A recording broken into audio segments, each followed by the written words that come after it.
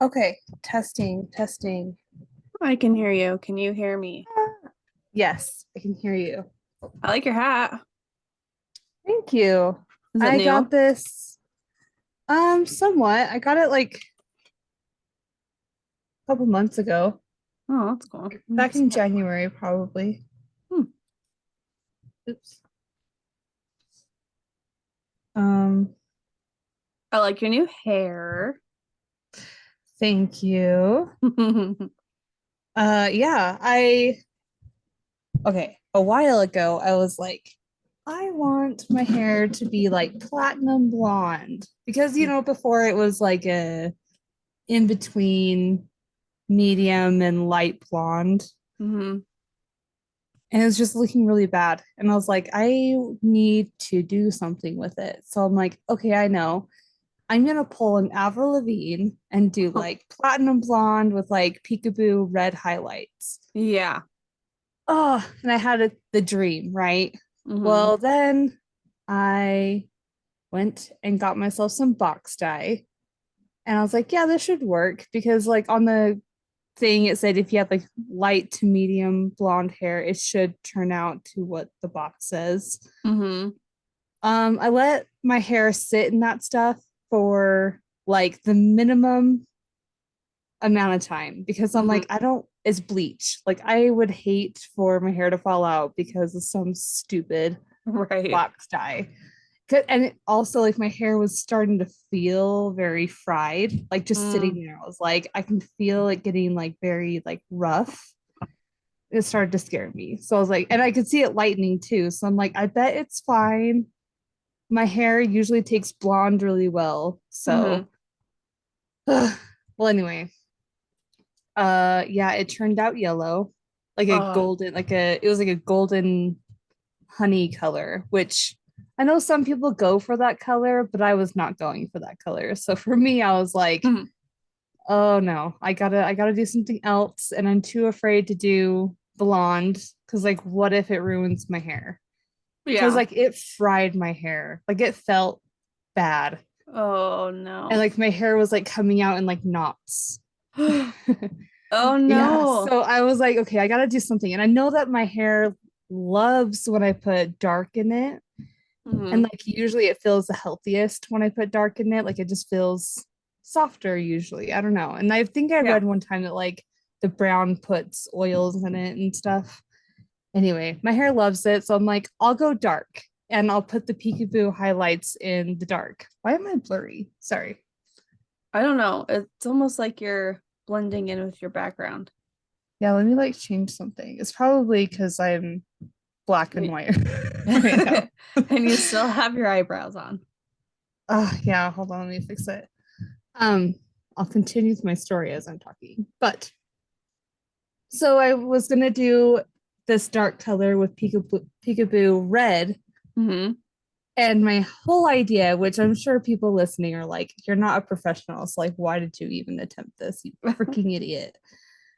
But there. You can see my fabric background.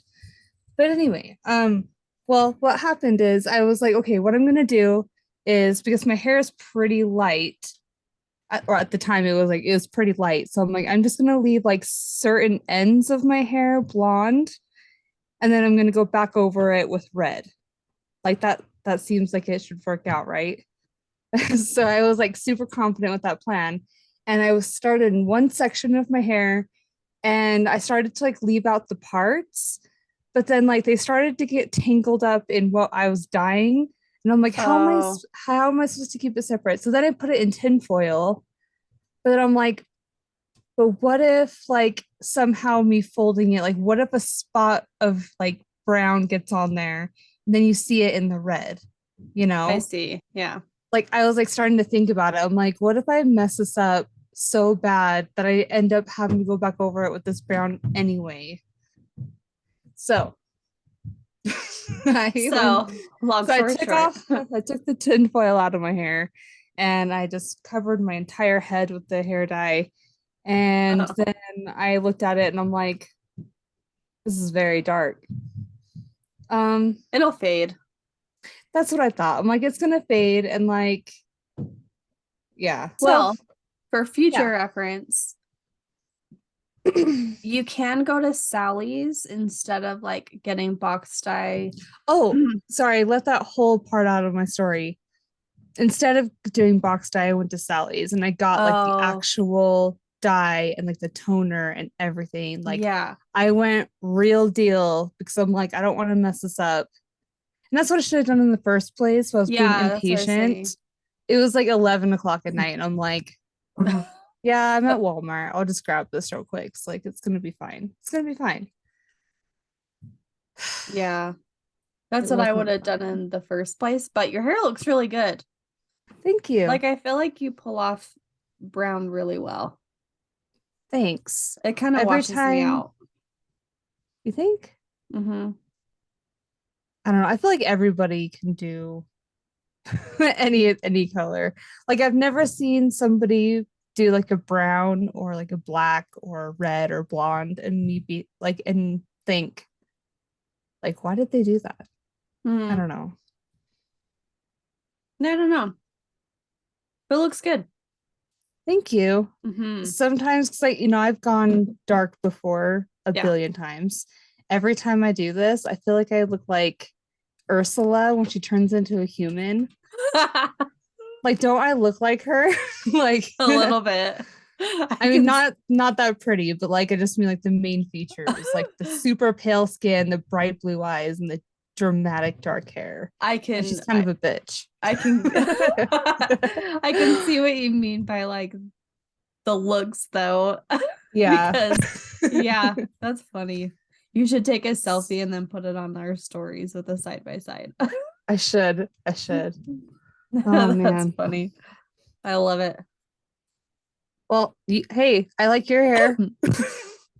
Oh, really? Because it's been up Yeah, like this all day, and so I just like really. I ran out of time. Well, and also too, like I don't know, you know how dandruff is like dead skin cells? Yeah. Well, I have had a little bit of dandruff lately. Like not super bad, just like if you look really closely, I'll have like a little bit. Uh-huh. And like I think when I dyed my hair this dark color, it like dyed some of the dead skin cells. Cause like when you look really closely, like it's kind of like blotchy. I'm like, ew. Weird. Is your head itchy ever? Yeah, yeah, Mine is too, mostly in the back of my neck. yeah. And my dermatologist, because I have psoriasis and it just kind of travels my body, so I get creams that are okay with different parts. Anyways, Okay. so I had it on the back of my neck, and then I also had it under my arms, and the cream I got last time said it's not okay for under the arms because it's like a sensitive skin. So I had to Oh, go back and then get a new cream that's okay for underarms. interesting. Anyways, so I was talking to her about the back of my neck, and she was looking at it. She's like, yeah, so there's this, and I'll send you a picture of it, but it stinks. It's the special Neutrogena shampoo for Love Neutrogena. psoriasis. It's like, it's brown and almost looks like tar, and Oh, it suds up a lot, and then you just like work it in and massage it into where it's itchy, and then you leave it in your hair for like 2 minutes. While you do it while I'm like shaving my legs or something, and then you rinse it out, and then you wash your hair with regular shampoo. It's helped the itchiness a lot, but I have to do it at least twice a week, or else like it gets out of control and then it starts to like get plaquey and like dandruffy. huh. Yeah, so I'll send you a picture of it so you know what it You looks like. know, But I bet that's what it is. yeah, it could be And it's psoriasis. like Yeah. just tiny. And I have But it now on my elbow. So like it just moves and travels. So I get it like all over yeah. the place. It's so annoying. And when I notice that a different part of my body starts to itch, then I'll preventatively start putting creams on it. And you have like It's a so different annoying. cream for Well, it's mostly just like I have a regular cream and then I have one that's safe for under my arms and on my oh, face. So like I just like have a sensitive area. I have two Yeah. different creams and then I have the shampoo for my hair. But yeah, old lady stuff, you know. Yeah, we're getting old. I feel like every episode is just like an update of like how we're like spiraling. Yeah. Yeah, aging. That's what I meant. Like I mean naturally, but like unflatteringly aging. Yeah. Oh my gosh. Life, man. Really gets you. Yeah, I woke up with a kinked neck today. Speaking of aging. Oh my gosh, like tell you what, it hurts. That's it. Yeah, I hate that so much. And it just doesn't It go hurts away. from like the center of my upper back to like my right ear. Like it's like it Uh, shoots pain to my ear. you need Mitch to give you a massage. Yeah, I Like, do. yeah, just tell him to figure it out. Right? Oh, but don't rub too hard because it really hurts. Well, that I've learned that with massages they're kind of supposed to. I think it's because I was sleeping on my stomach and like I had my arms up and under my pillow like the whole night. I think that's what it Oh, was. yeah, that'll do And my it. head was probably turned.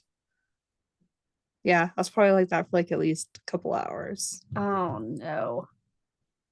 Yeah. Yeah, you can't stay in one position too long. Your bones start to like solidify Hey, where speaking of you're at. sleeping and aging, do you want to know a little tip that I heard that like Uh, rang in my ear the other day? Because it came back in my memory and I'm like, oh yeah, I should be doing that. what? Is they I heard this from Dr. Pritchard. So shout out if you're listening. I know she follows our podcast, but Thanks yeah, for listening. thank you for listening if you're listening. But Dr. Pritchard, um, she told me and Mari, my old coworker, that if you sleep not on your face, then it helps you not get wrinkles. So like don't sleep on your side, but to sleep on your back Huh. to prevent I, wrinkles. I can't do that though. I can't either. I'm like, I need the comfort of the pillow suffocating me. I need to like dig in like this. I am You like know, this. do you want to know my real problem is? Huh. Is that my right eye doesn't like stay closed. So I Yeah. need the pillow to hold it down. Is Right. that or I wear a sleep mask? Do you? I've never worn a sleep mask. I would have to hold my Oh. eyelid down. Oh, I see. But have you used Yeah. one? I've worn an eye patch. Oh. Back when I had Bell's palsy, I wore that to sleep. Oh. Huh. Those were awful days. Yeah. But now, even still, like I'll wake up, my eye will be like slightly open and like watering or like super dry. I wonder if there's like a tape that's like safe for your eyes that it's like gentle, but it just holds it closed for the night. Yeah, I think I remember them telling me that just medical tape would be fine. Oh, because there's some tapes just too strong and it'll damage the skin around your eyes. Yeah, but But that anyway. well, you should get some tape for your eye because that sounds miserable to have your eye dry out so much. Yeah.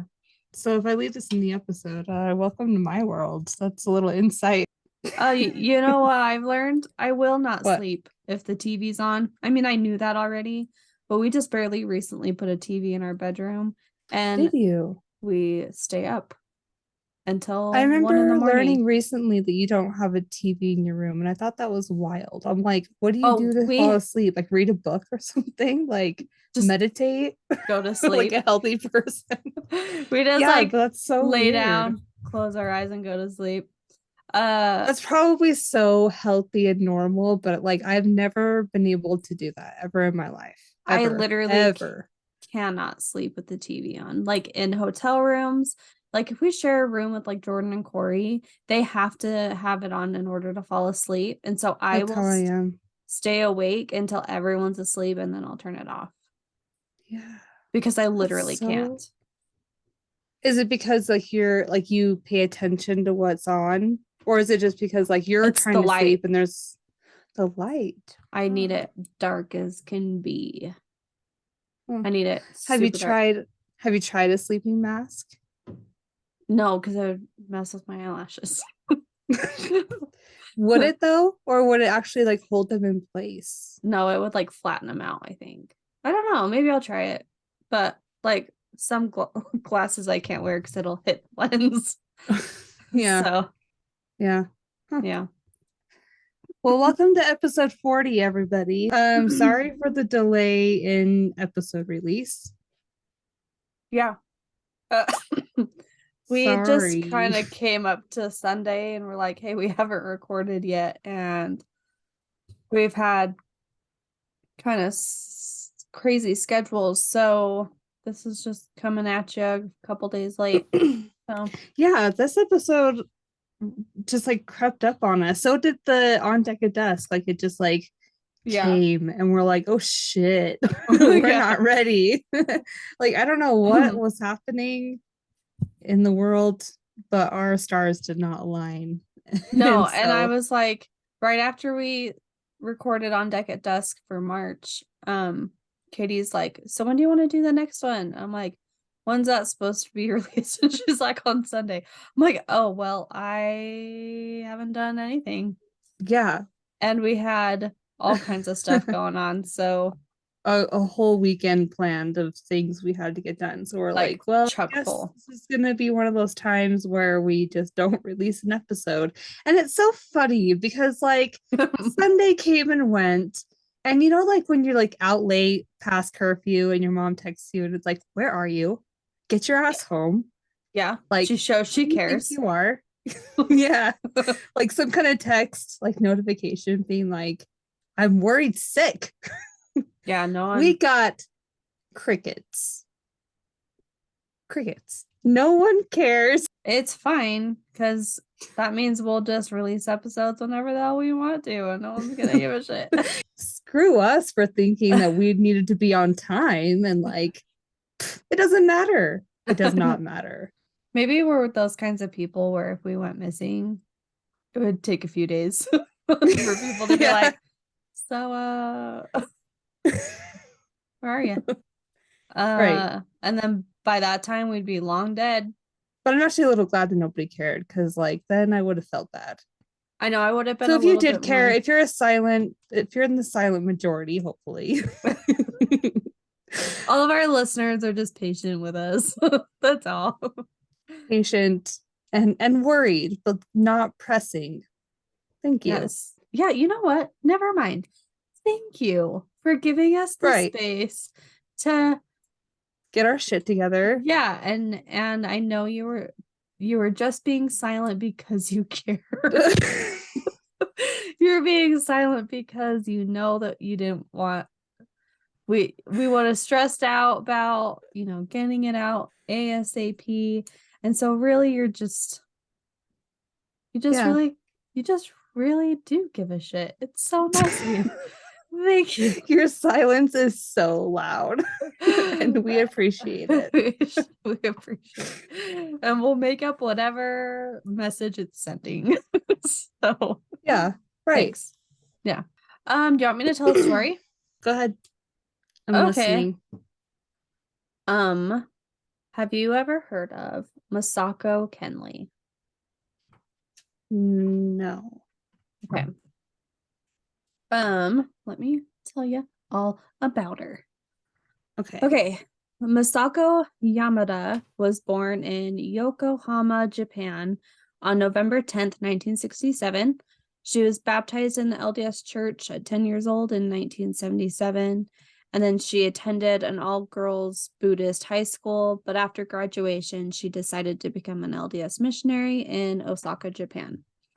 Once she finished her LDS mission, she moved to Utah at 24 years old, where she attended LDS Business College and graduated 3 years later. On October 29th, 1994, Masako married Bill Kenley, and they had 4 children together. She worked for 20 years at USPS and was active in her local community and church. But on July 2nd, I don't know numbers. Hold on. On July 2nd, 2021, Masako had plans to meet up for dinner with some coworkers in Layton. But she didn't show up. She didn't return home that night either. So Masako's husband, Bill, Friends and loved ones tried calling her to reach her, and all of their calls went straight to voicemail. The next morning on July 3rd, after Masako didn't return home, Bill reported her missing to the local police in Sandy, Utah. It was unlike Masako to not come home, so they were really worried about her. She was 53 years old at this time, and she had, 4 kids, so she wouldn't not come home without saying something. Right.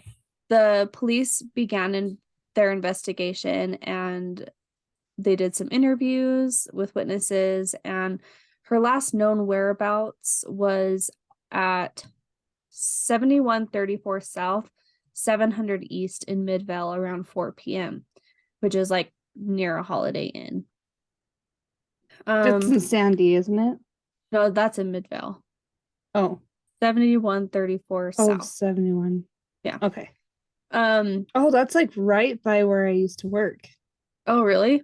That's bizarre. Mm-hmm. Were you working there no, you weren't. In 2021? Before COVID? When did I quit? Oh, you know what? No. I left that job December of 2020. Oh, dang. Okay. Yeah. Oh, COVID was 2020. Oh my gosh. The years have flown. Right. Anyways, that's after COVID. Okay. Anyways. Oh, but that's crazy. Yeah. There's a train stop right there. Is that relevant? Nope. Okay. Good to know though. Yeah. Does that break the case at all? Like, no. I don't know. I mean, someone might be interested in that information. Okay. Okay, It's also sorry. haunted spot, that train station. Is it? It is. Our security people, they caught footage of ghosts walking across the parking lot from that train station, then through the parking lot. Well, you should see if they have that video still. Yeah. Hey, Joyce, Dr. Pritchard, send it on over. Yeah, please. Oh my gosh, I'd be so excited. Okay. So over the 4th of July weekend, over 700 volunteers of her friends, loved ones, members of the community and churches began searching for Masako. An HQ kind of place tent thing was set up in Sandy where volunteers would pick up flyers, get assigned an area to search. They were searching not only in Sandy, but also in Midvale. So they were kind of widespread. So her home and then where she was last seen. Then shortly after, Masako's minivan was discovered in the Costco parking lot in Sandy over by that auto mall. Yeah. That between the auto mall and Shields, they found her car parked there, but they didn't see Masako anywhere, right? Costco surveillance showed at 8:18 a.m. on July 3rd, the minivan pulled in the parking lot, but they couldn't determine who parked it there. But the personage they saw in the video seemed to be a male. So after tracking her movements via her cell phone signal, police determined she had been in the area of 8900 South, 1000 West, near the Jordan River. So some volunteers focused their search in the auto mall area, like I was saying, but that's not residential, it's all commercial. So they just were posting flyers. And then as the police started their search along that area in Jordan River. So the police got help from the Rocky Mountain Rescue Dogs, and late Sunday night on July 4th, 2021, Sandy police announced that a body had been found along the Jordan River near 8900 South, 700 West. The body was identified as Masako Kenley. She was found just 5 miles from her home, hidden in the thick hidden in the thick brush along the Jordan River. Wow. Yeah. Police, and I was surprised at how fast this went. But police were, of course, at this point investigating this as a homicide. It was very suspicious. By July 5th, the next day, police had already made an arrest in the death of Masako Kenley. His name was William O'Reilly. He's 75 years old and an acquaintance of Masako. He was arrested on suspicion of aggravated murder, desecration of a corpse, and obstruction of justice. After an autopsy was performed, a probable cause statement was released saying Masako's body was found with 2 gunshot wounds, and one of them in her chest, and 4 stab wounds. I remember this case now. Do you? Wasn't he stalking her? Mm-hmm. Yeah. Yeah. It gets interesting. And didn't she also contact police or like contacted somebody about the stalking? I thought that happened. I didn't see anything about her reporting it. But anyway, so let's see. The investigators were able to determine that O'Reilly and Masako were at the same place that Friday afternoon she went missing. Masako's friends and coworkers said she and O'Reilly knew each other from working at USPS in Sandy, and that O'Reilly seemed to be obsessed with her.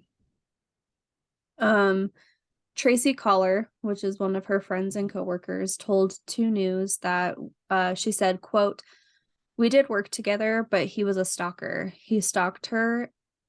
He was a stalker. He stalked her."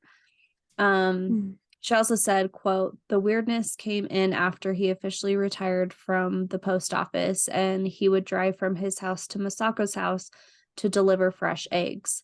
I was there. I witnessed the whole thing. Lots of stuff happened, and so it was very creepy, very not normal." Did she say like what?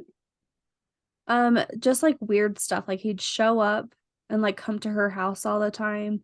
Like, so she did say that Masako loved fresh eggs, and at first it was innocent that he was just sharing them, but then he brought the eggs often, and then he started tracking her and threatening her. Was it like unannounced eggs? Yeah, it was just uninvited eggs. Yeah, showing up at her house with a batch full of eggs, and unwelcomed, unnecessary, and I mean, weird. But then he started tracking her, following her, and then threatening her. So Tracy also said, quote, "I'm afraid that she stood up for herself. He shot her and killed her because I think he was so deranged that he was under the assumption of, if I can't have her, nobody can." Oh man. According to a search warrant affidavit filed in 3rd District Court, even though Masako told her husband she was going to dinner with friends, she was actually going to meet up with O'Reilly. During the investigation into Masako's disappearance, Sandy police became aware that she had been having an affair with O'Reilly for the past 16 years. Isn't that a long time? Wait. O'Reilly is a stalker, right? Yeah. She's having an affair with him. Well, at one point, it turns from being an affair to being like blackmail, where if she wanted to stop, then he said, "Oh, I'll tell your husband everything," and then he started like stalking her to make sure that she was like his kind of thing. Yeah, like following his rules, whatever they were. Whoa. Yeah, that's scary. 16 years. Mm-hmm. And she has how many kids? 4. And he's also married. Yeah, that's like a second marriage. That's a whole second life. 16 years. I've only been married to Josh for 9 years this month. That's insane. I know, that is crazy amount of time. Her husband never knew. He knew that he was being weird. Like, he knew that this O'Reilly guy was being weird and like coming on strong, and like he didn't realize, from what I understand, he didn't realize that there was an affair happening. He just thought that this guy was obsessed with her. And he did have, at one point, he did tell O'Reilly to back off and like said, "Get away from my wife, stay away from my wife." And at that point, Masako thought it would stop, but then he kept coming back and like making his presence known. Trying to show dominance or like Yeah. alpha male. Like, Yeah. actually, she's with me. Yeah. And this guy is freaking old. I need to show you a picture of him Well, you said because 73. 75. 75. I need to send it to you. Do you have Sorry if you're 75. Well, sorry for calling you freaking old. It's just surprising. You just think that this guy wouldn't be like blackmailing someone for sex if he, I don't know. There's a picture of him if you want to see. I sent it to you on Facebook.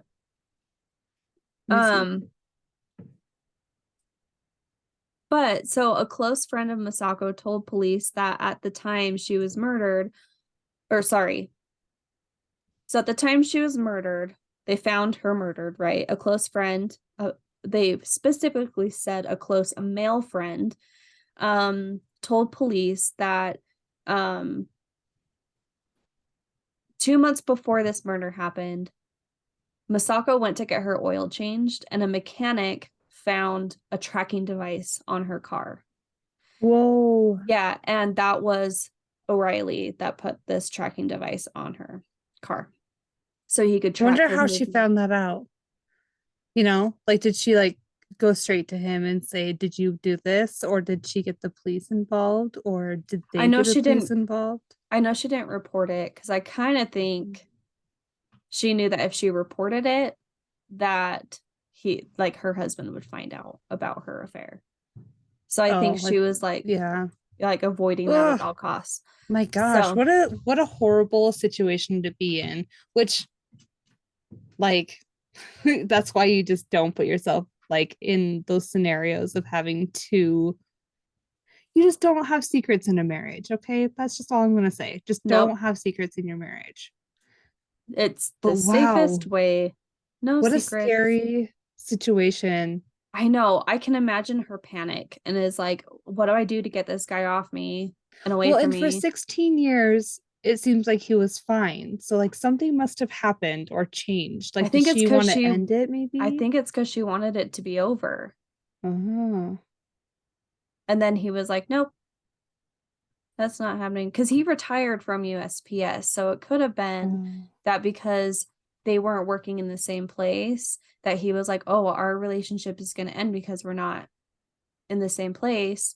And so that's when he started showing up at her house. And then that's when he started tracking her because he wanted to know where she was because he didn't work there anymore. So, right. I mean, obviously he can't keep tabs on her if he's retired. Wow, what a crazy situation. You know what? Looking at his picture, my mind instantly thought of Marv Jensen. Like, I wonder if I've seen him before in person. Because like he looks familiar. Like he used to be one of the people that would like sit in the hot tub for hours. Guess where he's from? South Jordan. Yeah, I think I've seen him. I bet I have. He looks like one of the people that would just do like the early morning soaks in the hot tub. Like after their long morning walk at like 5 a.m., they go sit in the hot tub at Marv Jensen. Like he looks like that guy. Yeah. When I found out he was from South Jordan, I was like, I bet I've seen him before. Is he LDS? I wonder. Probably. I mean, I bet he was in our ward. What's his last name? It's William O'Reilly. So O'Reilly is his last name. Too bad we don't have an old phone book that we can like look up his address or something. I know. But yeah, I bet he's been into Marv Jensen because like that's just where my brain instantly thought. I'm like, he does look like one of those weird locker room old men that like just walk around naked, Yes, like free balling it everywhere. Funny. Okay, go on with your story. The male friend that was coming to police, but he wanted to remain anonymous. I don't know why, but probably not. Just kidding. Probably not to be like involved, but helpful, Yeah. Anyway, so he said that according to Masako, that O'Reilly had been forcing her to have sex with him and by blackmailing her, saying that he would tell her husband that she was having an affair. So that was like the whole background knowledge of like what had been going on and why she was even with him. So according to surveillance video obtained by police, Masako arrived at that hotel, the Holiday Inn, in Midvale. She arrived in her minivan at 3:45 p.m. on July 2nd. Then at 4:05 p.m., Masako and O'Reilly were recorded leaving together in the minivan. But O'Reilly was driving the car, the minivan. Just after 5 p.m., O'Reilly returned to the motel in Masako's minivan, but Masako wasn't with him. Then, according to that video, that same video, at 6 p.m., O'Reilly was recorded leaving the motel again in his own car and then returning again more than an hour later.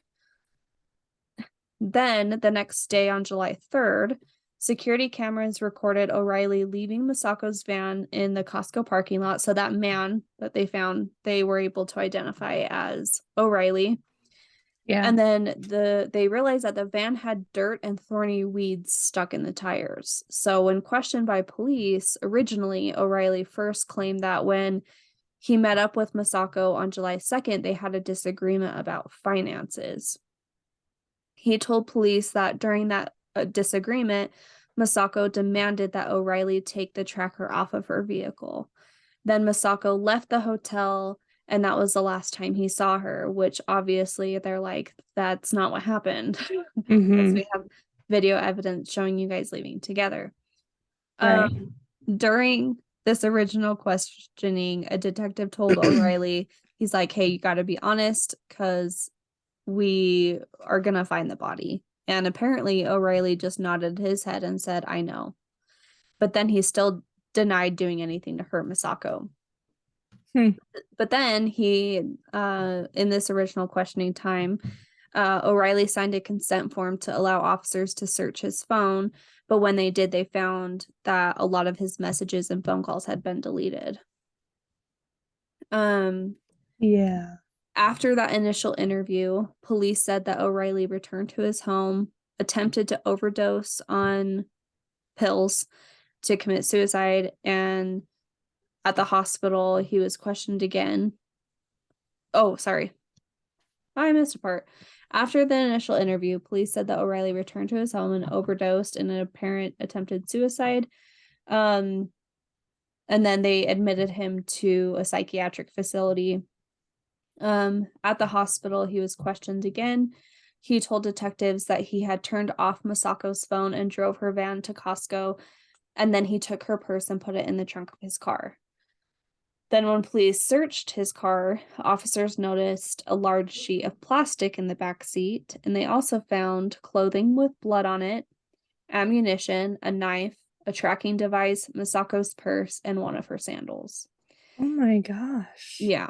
Police also seized surveillance video from a 7-Eleven at 90th and 7th West that shows a vehicle they believe that was Masako's van going into the off-road area over by the Jordan River bottoms at 8900 South and 700 West on July 2nd at 4:35 p.m. and then coming out at 4:55 p.m.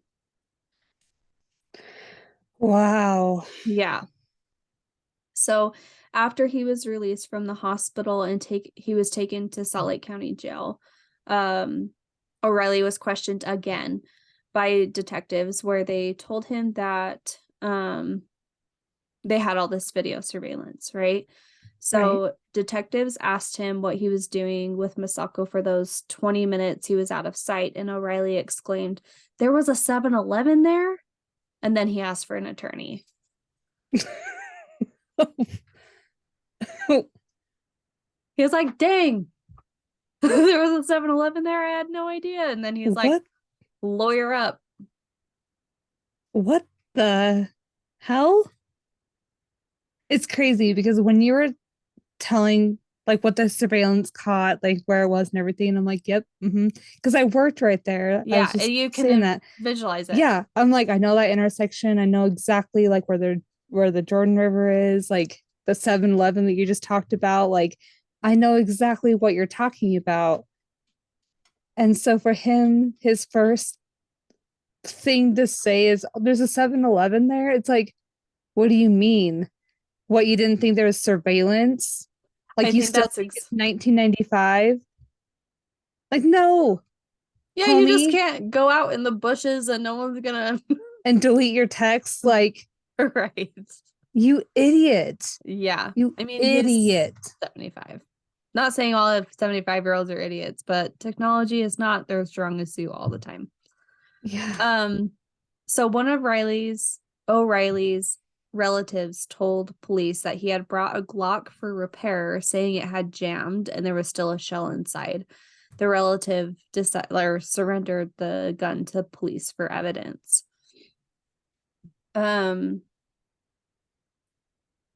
Monday, July 12th was Masako's funeral services. On that same day, William O'Reilly was officially charged with aggravated murder, obstruction of justice, and a felony discharge of a firearm. He is being held at the Salt Lake County Jail without bail.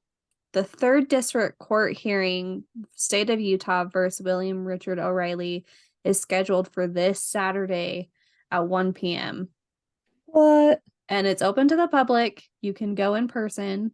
Yeah. So there's not a lot of updates on like sentencing or anything like that. That should come later. So maybe I'll do a two-parter or I'll just give an update. But Masako's coworker and friend Tracy Collar said, quote, she was a very, very happy-go-lucky, spur-of-the-moment person. She is, or this is not her. This is not what I want her to be remembered by. She said, instead, remember Masako's smile, the smile she brings to everyone she meets, and remember her Spitfire personality, explorer personality. Sorry. Remember her Spitfire energy, explorer personality, and her love for her husband and children. You know, that's so sad for the family because, like, not only did they lose their mom, their wife, but like they also lost the person that they thought they knew. You know, Yeah. like I of course they want to remember her for what they thought they knew, but it's also like to never be able to even have that conversation with them. Like, what the hell? You like, know, what were like you what were you? thinking? Yeah, or have them explain themselves. Like they never even got that chance to even like have closure or like anything. Like that is so sad. I'm not gonna lie, I can't imagine being her husband and this is how you find out. Right. And then Yeah. you're like, I didn't even get the opportunity to like Like have that fight, have you that, know? well, have that and then like have the opportunity to like forgive her or for her to Mm-hmm. apologize or, that conversation never got to happen. And Exactly. so all he's left with is there's all these secrets I found out, and how did I not know? And how did I not know you were with this dangerous man when I thought you were just with your friends? Like I should have known. Like in my head, like you go to all these Like, why places didn't you tell me? and you're like, why didn't you trust me to like help you get out of this situation? You know what I mean? So Yeah. it's And they'll just so never sad. know. And the thing is that they'll never know. Like, Yeah. they'll never know if it was against their completely against their will or if it The was whole like, 16 years, right? yeah, right. Right. Because Like you was it just like he was the supervisor of some kind over her at work? And so, like, he had some kind of like authoritative power? or Or like a was sex it, trafficking thing. yeah, or was it that, like, okay, they may have had like one instance where like things crossed a line and then that's where the blackmail started was I'll tell your husband if, you know, Mm-hmm. and And like having maybe it really that, didn't go on for 16 years. Maybe like, yeah, like you said, like maybe the one thing happened 16 years ago yeah, and then he made it into something it wasn't for for 16 16 years. years. Yeah. So, and we'll never Ugh. know, like, And we'll never know. unless it's in his trial. Like, I don't think Yeah. we'll know if that, unless that's the case. Wow. But Is there something else I can help with? Watch is talking to me. No, stop talking to me. Okay. But Kenley's husband, Bill, issued a statement. He said, quote, "I want to express my deep gratitude to the police and the countless volunteers for their help in finding Masako. We are overwhelmed at the number of people who have helped us at this difficult time. Your prayers and support have meant the world to my family and me. Losing Masako is devastating, but we feel blessed to have had her in our lives for as long as we did. We'll never forget your kindness, generosity, and love." Yeah, I mean, that's kind of it, but I wish there was more of a final update, but at least we know who it is. And the amount of evidence, like, I doubt there's even a trial. I bet it just goes straight to sentencing. Like I think on Saturday is when he pleads guilty or not guilty. Oh, And then I really? think they decide if they do a hearing with a trial after that, or if they just go straight to sentencing. I'm not sure. I don't I really know how see. it works, to be honest, but Either, but I'll be interested to know what happens after Saturday, yeah. like if they release more evidence or if yeah, if he does plead not guilty, it's like, well then, You're like, so who was this man in this yeah, what's video? your stupid story about that then? Yeah. Oh my gosh. I mean, he placed himself at 7-Eleven by saying there's a 7-Eleven there. Like, Yeah. that's saying like he feels guilty. I mean, he did something and didn't realize there was a 7-Eleven Or there. or then being like, we're gonna find her body and him saying, I I know. know. That's Right. guilt. Yeah. So, I mean, I doubt they have a whole trial Yeah. with a jury and all that. So, but anyways, that's my story. Wow, good one. The Jordan River is just full of them. So it's a rough one, but The death snake. it's a garbage death snake, that's for sure. Oh, but I have an update for Dylan Rounds. Oh yeah. I forgot to say. So Dylan Rounds in his case, and oh, shoot, I should have put it in my notes. Do you remember what episode that was? 24. Was it? Hold on, I'm gonna. Yeah, I don't know. Yeah, man. Yeah, you're Double right. check. 24. Oh, sweet. The disappearance of Dylan Rounds. We covered that a few months ago, but we have an update on his case. There's been an official murder charge filed against Brenner. His name is. There was some video surveillance of him washing his hands with bloody clothes on, and the bloody clothes had Dylan's DNA. The boots that they found of Dylan's had his DNA, so they are pretty confident that Dylan's has been murdered. And they're hoping. He just like snuck into your closet And and then then like backed out. backed out. Anyway, so he it's a big thing for his family because they haven't had much help from the Box Elder County Sheriff's Department. It's been very frustrating for the Rounds family, and it's very exciting that they finally have answers that they are able to actually release, that they know at least, mostly, I would say probably 90%, that Dylan's been murdered. And then his mom Candace was saying that she thinks that once the frost goes, that they'll be able to locate his body. Hopefully Brenner tells them where it is, but if not, they should be able to find him in the area that Brenner was squatting. So I wonder what surveillance, like where that surveillance came from. it was Because if he from, was washing his hands, like, was he like like, in some back alley or like was he in a bathroom? I think he recorded himself Oh, like washing his hands after. Um because I don't understand where that video came from. It says something is about, Brenner? Do you know if Brenner is like a hunter? yeah, he had tons of guns, and which is why he was incarcerated, because he had illegal firearms in his home. And so that's how they were able to get him at least in jail, so he wasn't a flight risk, so that they can investigate the possibility of him having something to do with Dylan's disappearance. But I think it was on a phone, and I don't know if it was Dylan's phone or if it was his phone. I His think phone.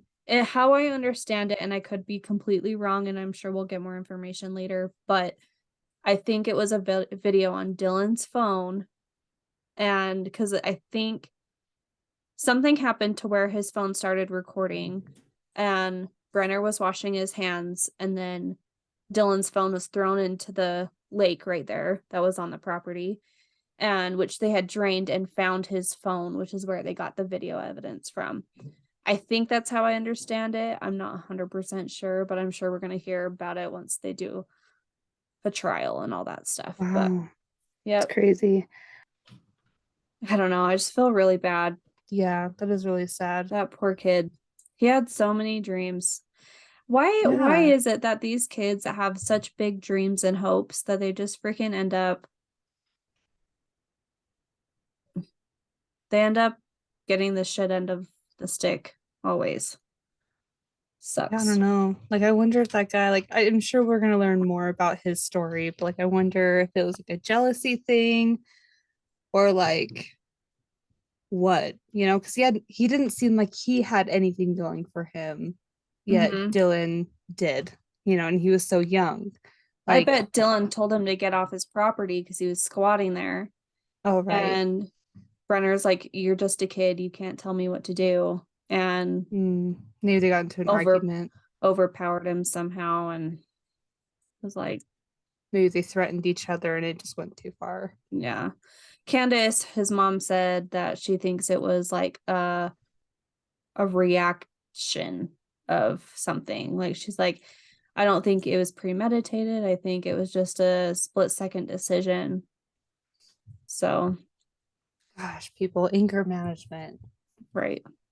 Well, Your let turn. me tell you my story. Okay. Okay, so I have had these notes for a year, a little over a year. Oh, wow. I was going to do this story for episode 17. So, whatever I did for that, I don't know. But at the time, I felt like I didn't have enough information for this one. So, I was like, I'll hold on to it. And then maybe one day I'll have more info or I'll feel more confident to like rewrite the notes to make it better. Yeah. So here I am telling you about Camp Kearns. Have you ever heard of Camp man. Kearns? No. But I know Kearns. Yep. So Kearns is like like a sub city of Salt Lake City. It's just like on the outskirts. Kearns is so. Isn't it a township? What does that mean? I think it's like a subsidy. Okay. I don't know. Because like if you live in Kearns, technically you live in West Valley, and technically you live in Salt Lake. Like Kearns is just like a fake city. Like it's very much real and on the map, but like when you live there, I know that like it can be substituted for other cities, if that makes sense. Yep. So April's lived there. I've Yep. lived very nearby, and I've had family that lived there. So that's what I know about it. And I've had friends live there, and Taylor has lived there. Our friend. Okay. So let me tell you about the history of Camp Kearns, and that'll kind of give you like an idea of the angle I'm going at here. Okay.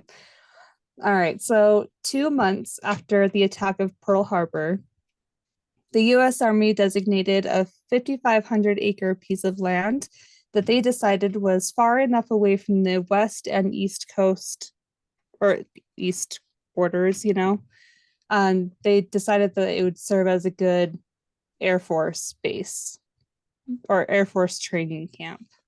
Oh.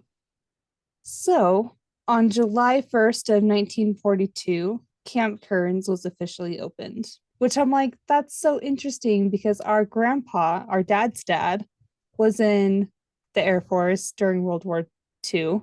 And Mm-hmm. I wonder if he went to that training camp Okay. because it was very nearby. And I've always wondered, I'm like, why the Air Force? You know, that's Yeah. maybe that's why, is because like the one of the biggest training camps was right there.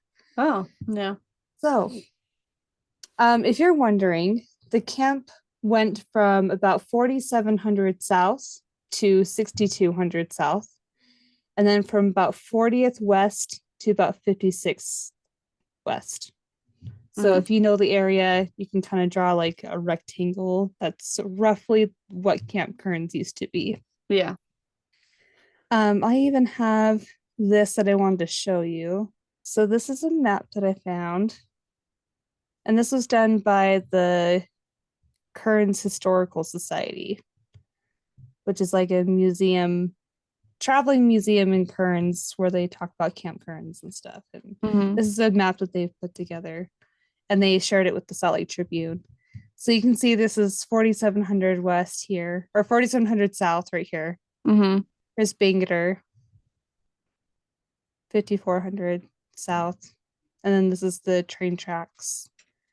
So if you're seeing this on video, you can kind of see this map here. And this is where the barracks used to be, the shooting range, hospital area, headquarters, stockade warehouse I'm pretty sure my old house is like, right here. yeah. Yeah, that's kind of what I was thinking. So right near the hospital and the headquarters area. Wow. And on this intersection right here, do you remember seeing an old cannon? Yeah. That is the same cannon that they used to have outside the headquarters, and they haven't moved it. Isn't that Ooh. crazy? Yeah, that's interesting. So it's a real cannon. That's Yeah. crazy. Anyway, just wanted to show you that. So how do That is I? nuts. Yeah, so that's a little fun show and tell, huh? Yeah. Okay. I can't wait to hear what you're gonna say because I wonder if I have some input. Yeah, I wonder too. So along 5,400 South, I'm just gonna like basically summarize what I already said, but along 5,400 South is where the headquarters in the hospital area and the barracks were. Along the train tracks is where they had the warehouses, the stockade, and more barracks. Mm-hmm. Um, the shooting range is where the Olympic Oval is now. Mm-hmm. And by 1943, the camp had at least 40,000 soldiers living at the base. Wow. And by this time, the base had 4 fire stations, 5 chapels, 3 theaters, 16 mess halls, 5 post offices, and 2 large gymnasiums. That's huge. Yeah, like ginormous. That is According crazy. to the Kearns Historical Society, because I messaged them a little bit on Facebook a year ago when I made these notes. Mm-hmm. But according to them, Kearns Junior High School was a theater for colored people on the Army base. So Oh, wow. segregation super sucks. Yes. But it is kind of cool that they still have the building where that was. Yeah. But like they kept that for historical reasons. Yeah. Um, the Rio Grande train had a stop in Kearns, and it was said that it would haul food and supplies and would send men out every day. And fun fact, the train station for Camp Kearns is now a daycare facility. It doesn't look like a train station. It's just like an old rundown building.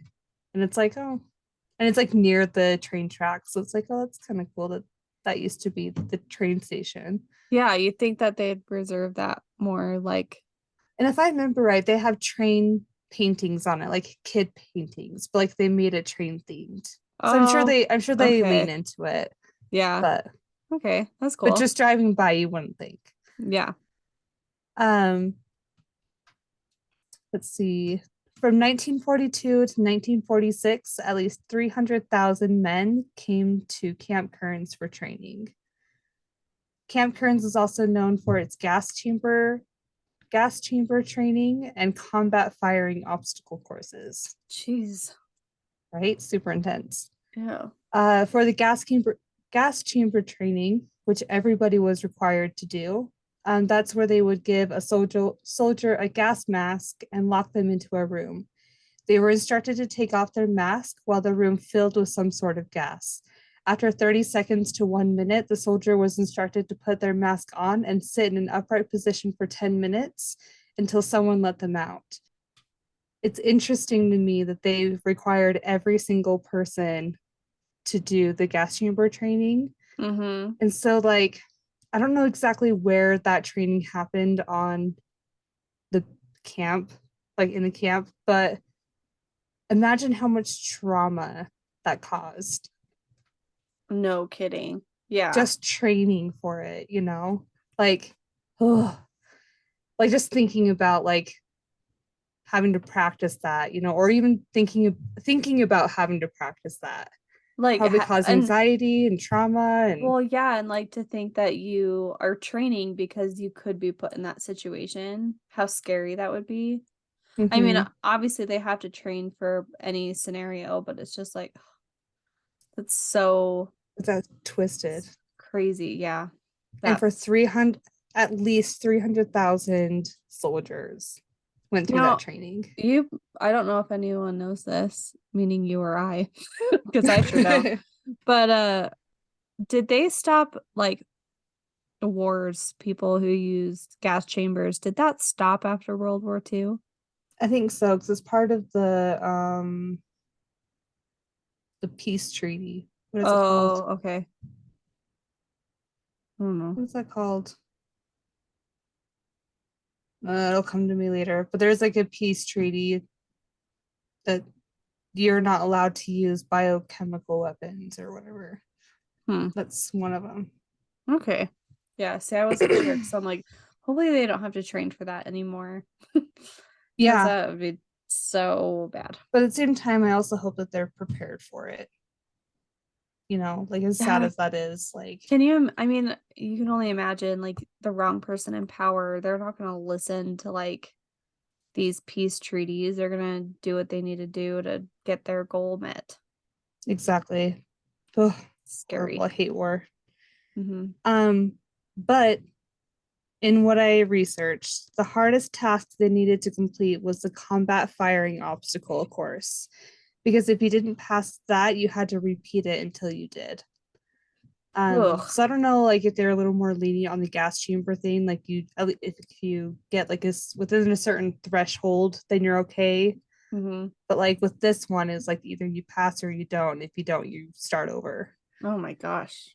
Um, Many soldiers said that they would never get out of Kearns because of that obstacle course. Really? Yes, No and that matter. obstacle course and the shooting range was where the Olympic Oval is. So, Oh, okay. just fun fact. That's interesting. Yeah, That's an interesting location. right. Yeah, being that they, oh yeah, for the Olympics Yeah. has very like, Was that intentional? yeah, I wonder. Like just like that energy attached to that land is very competitive, Oh, yeah. you know? Yeah. Oh, interesting. Pilots would train at the airfield, which is now the South Valley Regional Airport next to Jordan Landing. Mm-hmm. It's still an airport, basically, but that's where they would train. Prisoners of war were also oh my gosh, were also sent to Camp Kearns. I guess kept is the right word. That's horrible. Anyway, Really? POWs were also sent, don't you think? No, I mean like they were sent to Kearns. Yeah, they were Why? sent to Camp Kearns to work at the base. They were mainly worked in the kitchen and groundskeepers, which I remember researching this now that it's coming into my brain. I remember remembering that people were sent to and from uh, this camp and Salina. Oh, I remember you linking the two when we were talking about Camp Salina. Yeah. So yeah, That prisoners of war were sent to and fro, and if they're at Camp Kearns, they're usually there to be groundskeepers and books and stuff. to work in the kitchen. That's interesting that they'd have prisoners of war in charge of their food. Right? Very trusting. Yeah. Like one bad batch of salmonella, and y'all are toast. Yeah. So like Trust me. that is very interesting that they're well, I mean, maybe they had like other people working with them, but I just think that's an interesting job for them to do as prisoners. Yeah. You know what? I didn't put in my notes, but I do remember reading that some of the POWs liked it so much in Utah that at least like a dozen of them ended up getting a US citizenship after the war ended and stayed in Kearns, Interesting, isn't it? isn't it? Yeah, that's crazy. Because you're like, you're a prisoner here, and then you choose to stay. That's Yeah. fascinating. I mean, depends on where they came from, I guess. Yeah. Maybe it was just better. Yeah. I Or like mean, I got yeah. a job and then I like the people. I guess the people must have been good. I don't know. Wouldn't it be I didn't know nice to them be in Utah and whatever around good people. in whatever year it was? What year was it? Like 1945. Yeah, must be nice. It must be nice. Make Okay, your way over to 2023 and you'll change your mind. right. So the conditions at Camp Kearns weren't great because we are in a desert state. But the time is very undeveloped, right? And as people were using their plows or shovels or even driving in their Jeeps around camp, it would kick up a lot of dust. Oh, And the yeah. dust in the air created a lot of health problems for the soldiers. Um, the weather here at the time was also apparently very windy, and so the men were breathing almost just pure dust the whole time. Ugh. They also ate a lot of dirt because it was just blowing into their food. Jeez. And the soldiers would also have to cover any exposed skin because the wind would be so rough that it would cause cuts that would end up getting infected. Okay, I mean, say what you will about Kearns, but it's not that bad now. No, it's not like a desert dust bowl. Yeah, that sucks. Yeah, You think it's surprising that they let soldiers, training soldiers, be in those conditions, you know? right. Unless it was just kind of part of the training. They're like, come to Utah, we'll roughen you up. Yeah, but that also um, seems so unnecessary. I don't know. right. And eventually the men were allowed to wear gas masks just walking around camp just to endure the windstorms. Wow, that's crazy. Isn't that nuts?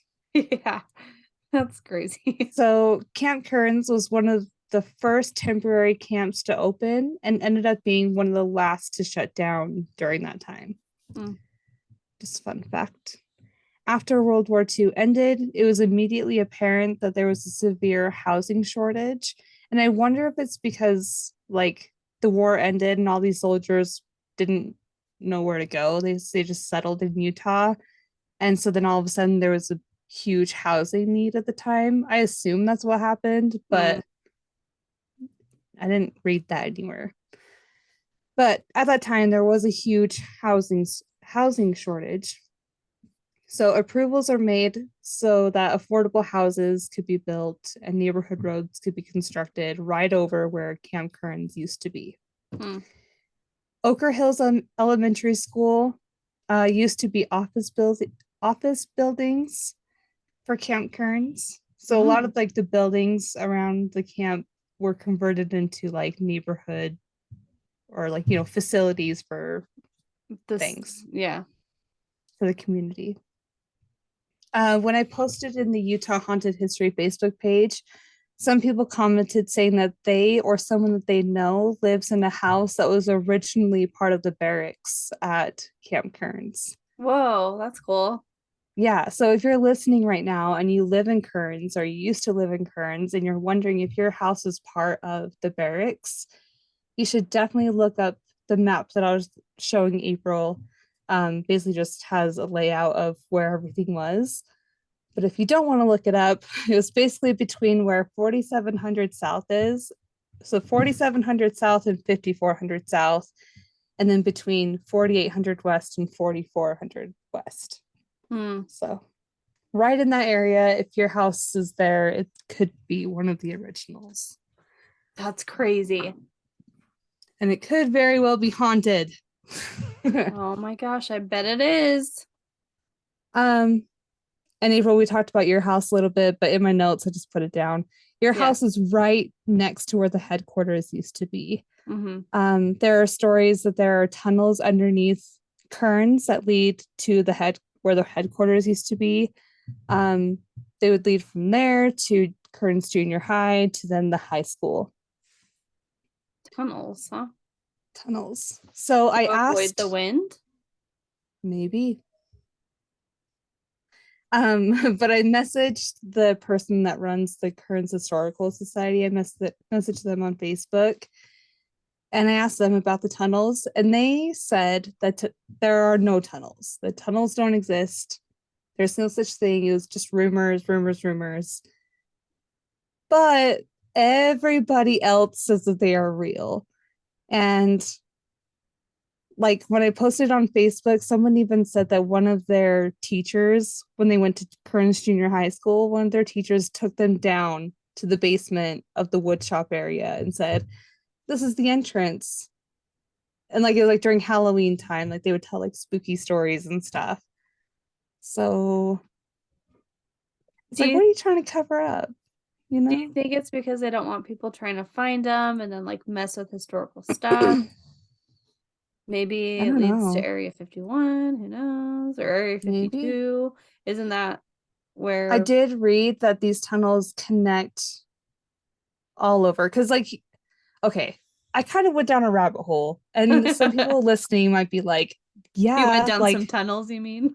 yeah, exactly. Some tunnels, but like there are underground tunnels everywhere, like everywhere, dude. Like I was finding people talking about underground tunnels in Tooele, in under BYU, um, under Ooh. all of the avenues down in downtown Salt Lake, and of course under the Great Salt Lake or under the Salt Lake Temple and like all the city buildings. Like there are tunnels there. There's tunnels in Ogden, tunnels in Kearns. Ugh, they're everywhere. And someone said that these tunnels in Kearns connect to the tunnels in downtown Salt Lake. Like it's a direct shot from Kearns Junior High School to the Capitol building. Hmm. Isn't that nuts? I don't know if this is true, people. I'm just saying this is what I found when I went digging. And everyone's like, yeah, there's tunnels everywhere. Someone even said that there's a hidden entrance in Mount Olympus, wherever that is. They're like, there's a hidden entrance and it has like the temple brick, and it's a tunnel that leads you directly to the Great Salt Lake or the Great, I keep saying that, the Great or the Salt Lake Temple. Salt Lake Temple. Yeah. And it's like supposed to be like a getaway for the prophet, like so he can get from the temple to the mountain. Does he just chill all day at the temple? Well, like if he had to escape, that would be his plan. Isn't that nuts? Interesting. Interesting. Is there like you know those things that can scan different temperatures? You know what I Yeah. mean? And it's like Yeah. ground radar, whatever. Yeah. I wonder if it's like even possible to like see Like take a with like drone. yeah, but is there like plumbing that like would say, oh, this isn't a tunnel, this is plumbing or whatever?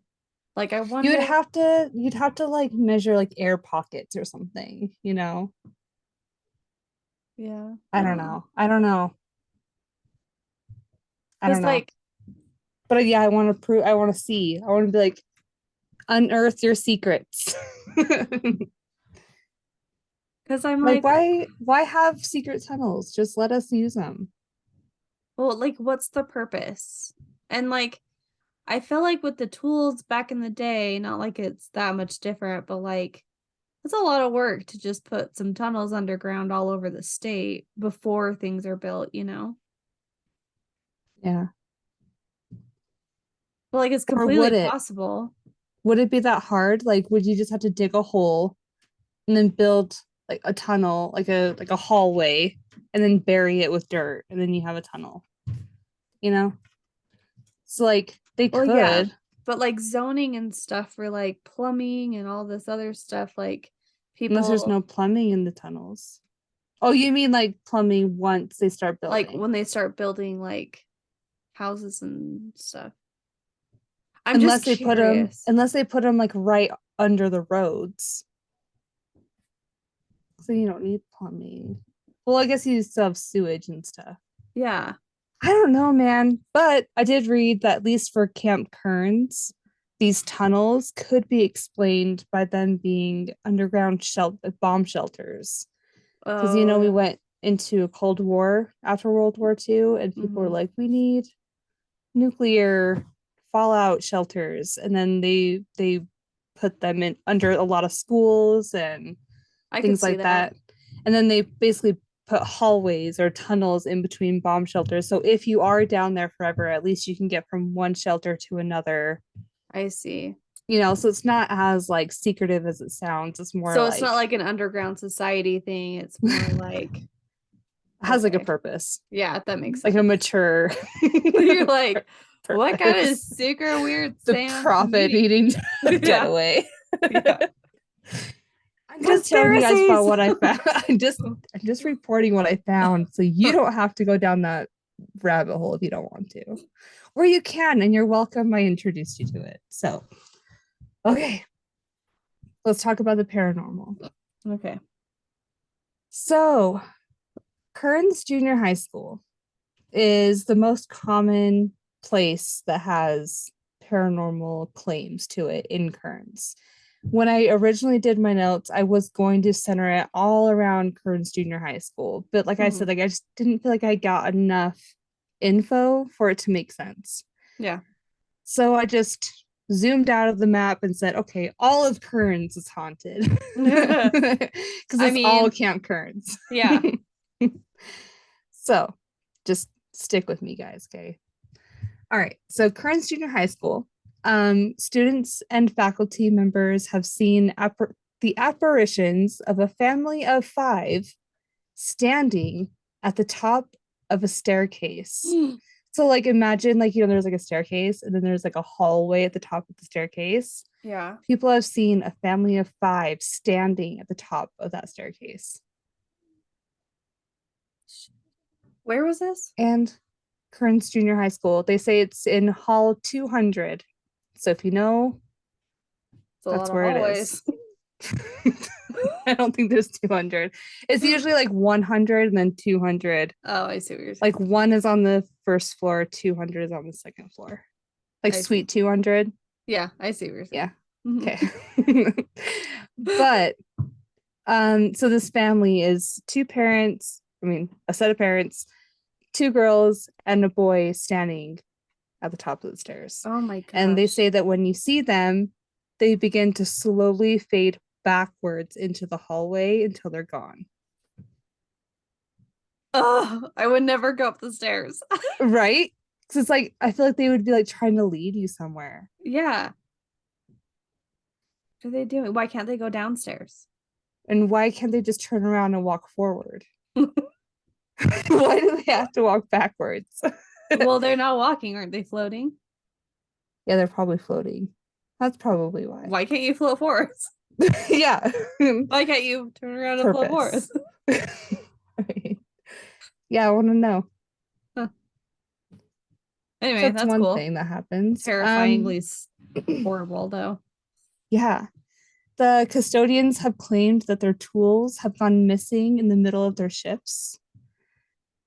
On Facebook, someone named Bonnie B said that they used to teach at Kearns Junior High, and apparently the custodians dreaded cleaning their classroom because they claimed that it was extra creepy. And they just hated going into that room. And that was room 315. What does that mean in your numbers thing? They're all odd, which can't be a good thing. Just kidding. I don't know. I haven't looked at numbers in a long time. So, students have said that.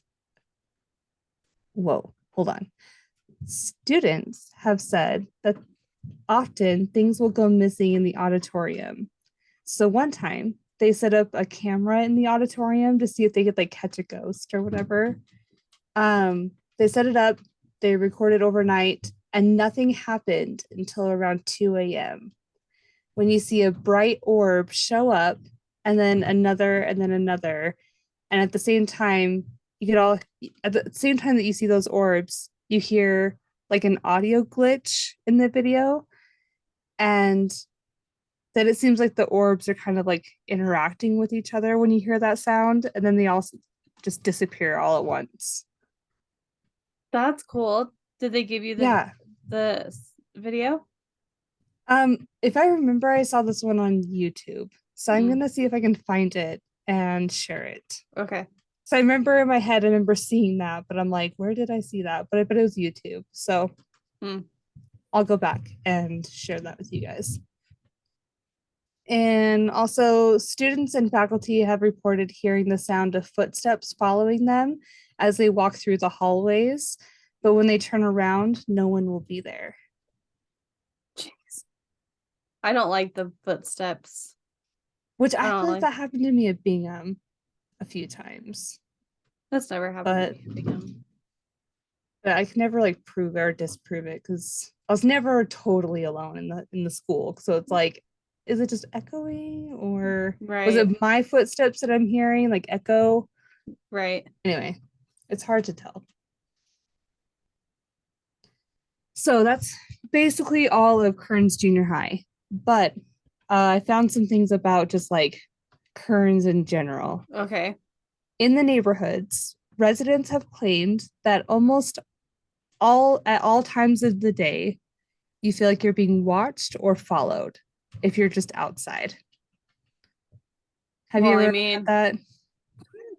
like, I guess it's like, I mean, technically, if you think they about it, say. Kearns has people roaming the streets and you never know if it's safe, and It's true. people have been shot Gotta and keep your killed head on the on a street. swivel.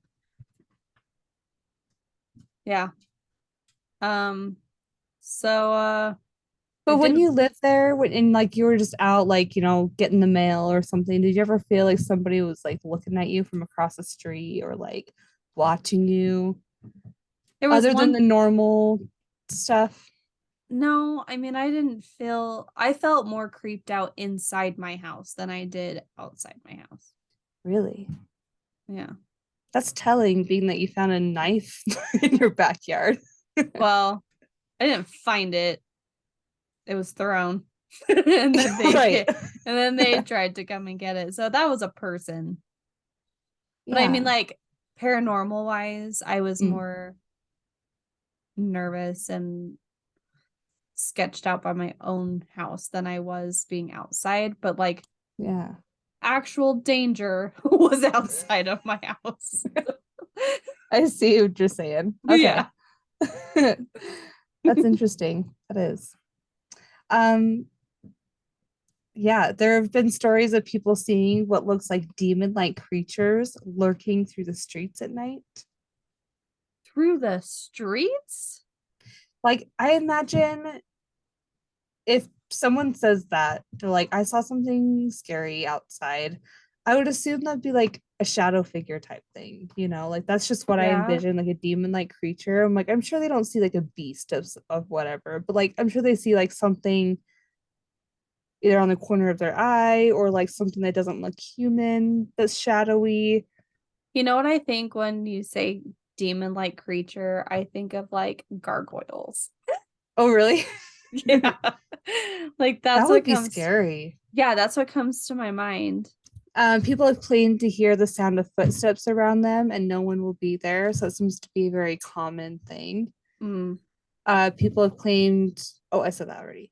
In the middle of the night, there have been stories where people have heard the sounds of what sounds like children laughing or singing or just playing outside, but it'll be like in the middle of the night. And they'll go out and look and think, like, kids should not be outside right now. Right. And there'll be no one there. Wow. Kids. And it was an Air Force base. Yeah. I mean, I guess kids can be there at any time, but it just seems like it would be more like men. Maybe that would explain that. Hmm. Did they have their families on base? Not usually. Some did, 'cause I mean, some lived there, like they lived in the barracks and had houses and stuff. But I don't know if that necessarily meant like a family, Mm. but maybe like the higher ups did. I don't know. Hmm. Let's Well, let's start a start a new meet. new. Yeah. Yeah. Okay. Yeah. So anyway, just a thought. Maybe it's like energetically that's what is like stuck there, or maybe it's just kids. Like that live there. Yeah, I mean, House. or haven't hasn't it been said that demonic energies can disguise as children? Yeah. Ooh, that's creepy. Maybe like lurking them outside. Yeah, trying to get them outside or something. But like, Yeah. Well, that's um, scary to think about. or it's just children. Or it's just kids. Or, I huh. don't Yeah. know. That's freaking spooky. That is really spooky because, like, now I won't trust a kid. Yeah. It's like, are you You hear real? giggling and you're like, is that my kid? Or is that a demon? Right. Because there's nothing in between. A lot of people Sorry, just like your neighborhood kids in your house laughing, and you're like, get the demons out. feel like saging. Yeah. Like, get out. Oh, uh, sorry. that's funny. So I read that a lot of people who live in the area have said that they've had uneasy feelings when they're around the train tracks or around the bridges that go over the tracks. Hmm. I read a story on TikTok from a user named Suzetti or Suzetai. I'm not really sure. But she said, quote, my cousin lived in a house near Kearns High. One day, when they went outside early in the morning, they heard chains hitting on the road. They looked to see, and they saw a man with no torso, just floating with chains all over his body, dragging on the What the floor. what? Yeah, I just stumbled across that on TikTok. I was like, wait, what did you say? Hold on. It's I just know. in Hold the on. comment section. Let me read that again. Yeah. My cousin lived in a house near Kearns High. One day they went outside early in the morning. They heard chains hitting the road. They looked to see and saw a man with no torso just floating with chains all over his body, dragging on the floor. So the chains are dragging, but he was floating.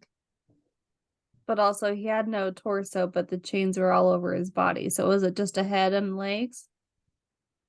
Yeah, good question. I didn't comment because it was like a comment from like 2 years ago. A body with no torso, but chains wrapped around his. All over its body. I imagine just like maybe like chest up and like chains like draping over the shoulders and like dragging on the ground. Like you don't see the rest of the body. That's what I envisioned. Oh, That's what I that envisioned. But that would like, make more sense because when I say I'm like literal missing torso, but everything else is there. I'm yeah, like, like how does it's that make sense? specifically torso, but it's like, well, what about the legs? Like Yeah. that's Was it that it was only legs, or was it that it was only like shoulders I and hate to be head? the one with all the questions here, but Yeah. like But like, could you elaborate? can you give us a little bit more detail?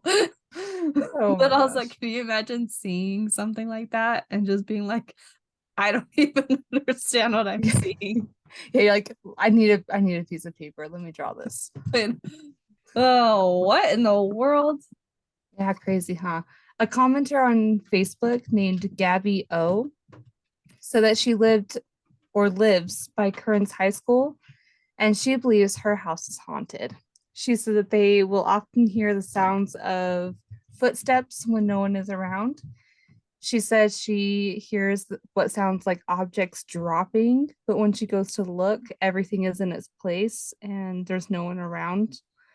So nothing to explain the dropping sound, Hmm. which I'm like, that's so specific, you know? Yeah, something And that would drive dropped. me nuts. Like Yeah. imagine like being in your basement and like upstairs, you hear like a marble drop, like dun, dun, dun, dun, dun, dun, dun. And then you go upstairs and there's nothing. Oh, that would drive me crazy. I know it would. Yeah, and you just like wonder what dropped and where it went, and then Yeah, was it important? Like, will yeah, I need it? yeah. I mean, Like, I need clearly to not. find. Right. Weird. Anyway, crazy, huh? She also mentioned that in her house, she will often get the feeling of being watched. I don't like that. I don't like that at all. Especially in your own house. It's like, oh, I don't know. Like I go to Yeah. my house to not be watched, like Yeah. to specifically hide under my rock. Right. That's where I go to be alone. Right. Another commenter on Facebook said that they live right by Academy Park Elementary School, which would have been just on the northern end of what used to be Camp Kearns. Mm. And they believe that their house is haunted by a little girl. And they said that a long time ago, when they used to have an answering machine, like a house phone with an answering machine, she Mm-hmm. would often mess with the answering machine whenever they were not at home. She didn't Oh, specifically say like what she would do, but like that was like her thing. She would play the answering machine when everybody was gone. I'm like, interesting. "Ah, bring those back. Bring the answering machines back." I love when there are movies where they walk in the door and as they're like setting their stuff down, they're listening to their Yeah. messages. Beep, you have a message from 2:45 p.m. today from your mom. Yeah. And then it just says, "Hey, call me back." But then you're just like, it's just so nice that you come home to Messages. this. And we didn't have it like that, like where it was played on a thing. We'd just listen to them on the Oh, right. Like where you but like press like hold down one or yeah. something, then you have like a pin. Do you remember our voicemail message? Dun-dun-dun. Uh, da-da-da-da. Dun-dun-dun. It's the It's the Pilcher Pilcher family. family. Dun-dun-dun. And what was it? We can't, or, We're not home, or we're not so home. leave us a message after the tone. We're the Pilcher family. Family. You can't take it. No, it was very clever.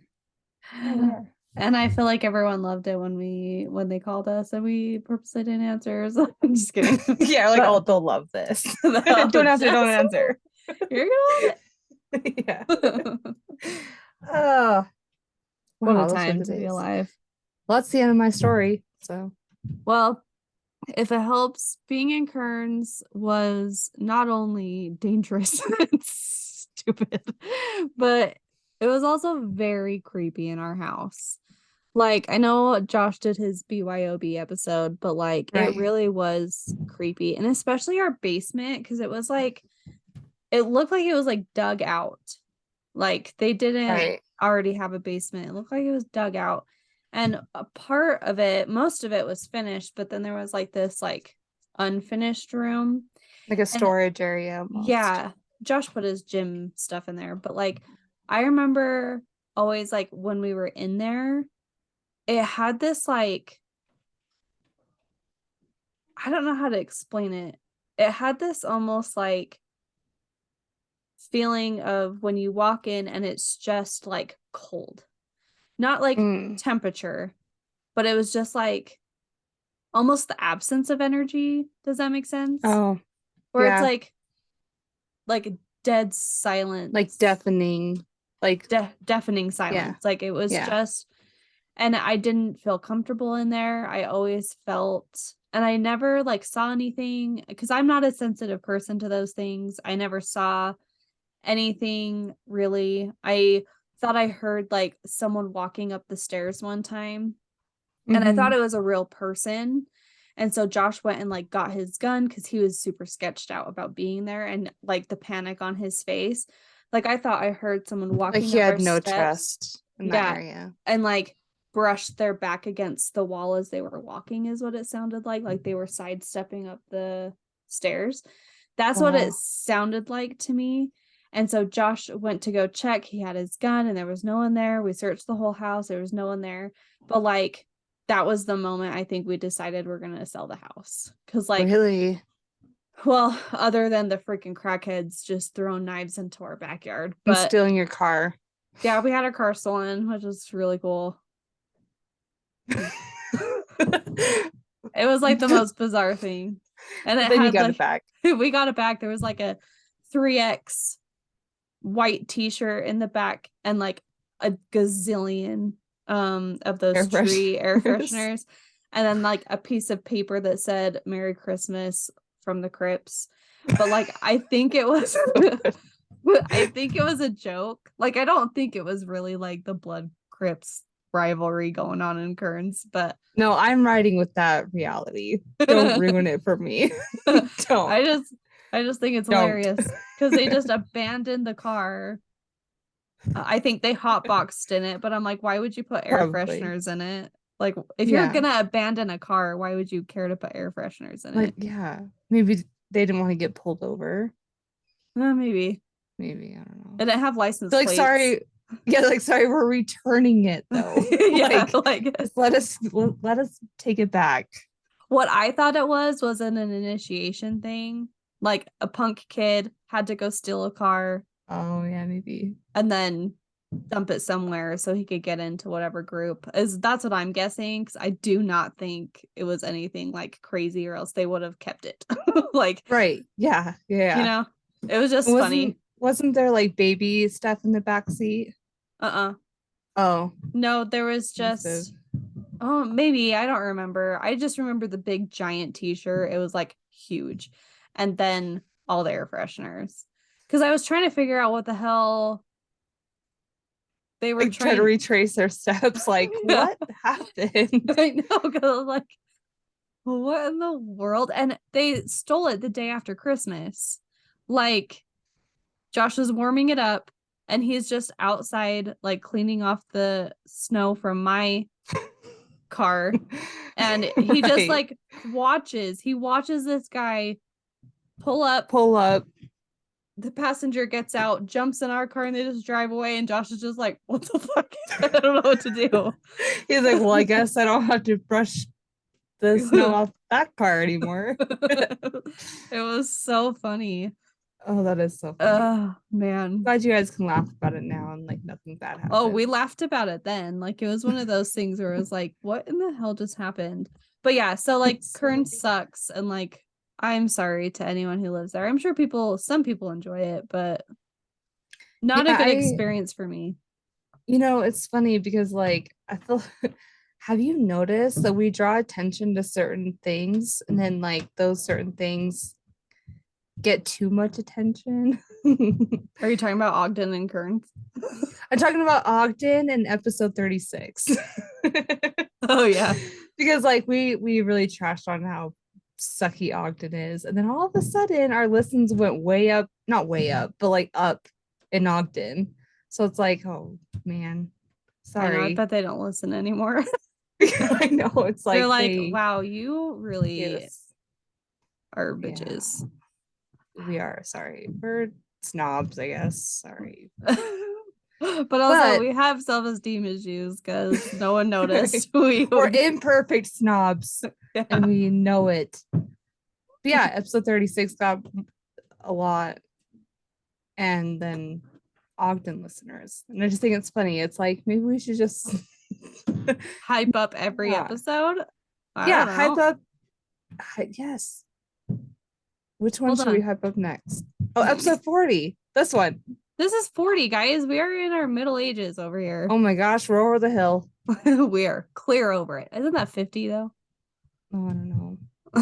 I thought 50 was over the hill because it's halfway to 100. We're humping the hill. We're reaching our climax. This is the before the two. Yeah. Okay. Listen, we just haven't been discovered yet. Okay. Every podcast, listen, all the good ones that I know of, I didn't even know about until they were like in their 50s. You know, like they had a few episodes out. Well, I and think it's every okay. podcast starts somewhere, right? Yeah, So that's where we're exactly. at, is we're starting somewhere, whether that's good or bad. Yeah, we're I don't know. somewhere. We're just somewhere, okay? Yeah. This is the first time that we've been inconsistent and not releasing an episode on time. So True. we're professional. Maybe this is where we go downhill. Right? Because now we're People are like, okay. no one's gonna notice if we don't release it. And then we're like, I make it know. a habit. And we're like, who cares? Yeah, like they don't care.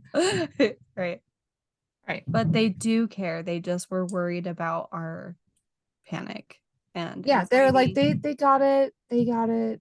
We'll And see we them, do. you know. Right. That's we you just get episodes when you get them because you're not asking for them. So you get them when we decide. We make the decisions here. Except we will be on time next time. We will. We'll be better. We just had a moment of overwhelming. And we like the power trip of being like, we get to decide. It's fun for us, okay? You don't get to push us around. A little bit of control we have in our lives, okay? I'm my own boss. Just let us have it. You know, the problem is though, is that like if you say, yeah, I'm not ready, and I'll just be like, yeah, okay, me either. And like we never keep each other accountable. We'll just like Even if it's past the release day, like that's totally fine. Right? We fine. enable our bad habits. It's okay. We really do. I mean, but let's keep it that way because it's less stressful. Like we're not changing anything. We're aware. That's our strength. We're aware of our issues. We're not gonna fix them.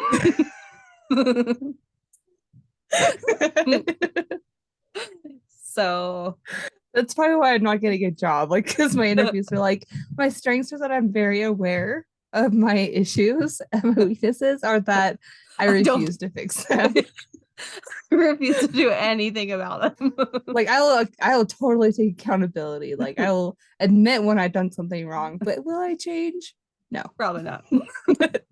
That's too much effort. Too much to ask of me. Yeah. Like I'm here to be myself. Yeah. So my mistakes are what make me. So what not to do in an interview. Yeah. we give good life lessons, I think. No? Yeah. Yeah. Unwarranted. Yeah.